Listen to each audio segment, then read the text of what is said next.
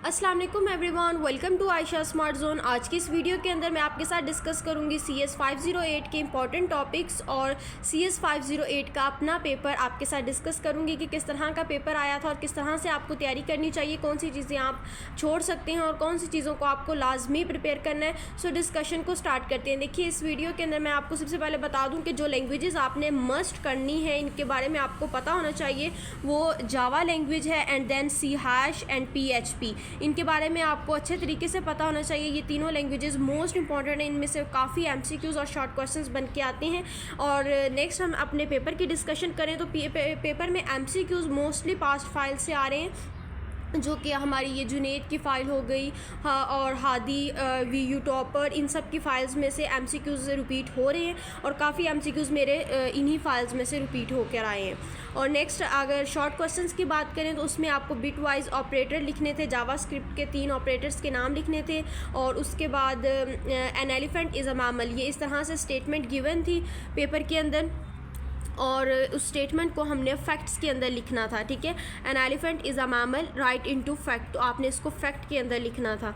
और फिर इसी तरह से एक और स्टेटमेंट इसके साथ गिवन थी, उसको भी फैक्ट में लिखना था। ये 3 नंबर का शॉर्ट क्वेश्चन आया हुआ था। ठीक है, तो वो दूसरी स्टेटमेंट मुझे थोड़ी भूल रही है, बाकी ये जो मुझे याद थी मैंने लिख दी है। उसके बाद write a code in PHP to show the CS 508 is my course. अब आपने एक PHP का कोड लिखना था जिसमें आउटपुट आपकी ये आनी चाहिए, CS 508 इज़ माई कोर्स। सो ये मैंने एक PHP का कोड लिखा है, आपने इसको अच्छे से देख लेना है। PHP का कोड किस तरह से लिखा जाता है, आउटपुट के लिए आप इको का वर्ड यूज़ करते हैं। इको के बाद आप अपनी ये स्टेटमेंट लिख देंगे और उससे पहले आप बॉडी के अंदर PHP का टैग लगाते हैं, किस तरह से लगाते हैं वो भी आपने देख लेना है। उसके बाद आपको कुछ स्टेटमेंट्स गिवन थी और उसमें आपने डिक्लेयर करना था कि ये स्टेटमेंट प्राइवेट है, पैकेज है, प्रोटेक्टेड है, पब्लिक है। इस तरह से 5 स्टेटमेंट्स गिवन थी। ये 5 नंबर का लॉन्ग क्वेश्चन था। 5 स्टेटमेंट्स गिवन थी और उन्हीं स्टेटमेंट्स को आपने डिक्लेयर करना था कि कौन सी स्टेटमेंट प्राइवेट है, कौन सी पैकेज है, कौन सी प्रोटेक्टेड है एंड कौन सी पब्लिक है।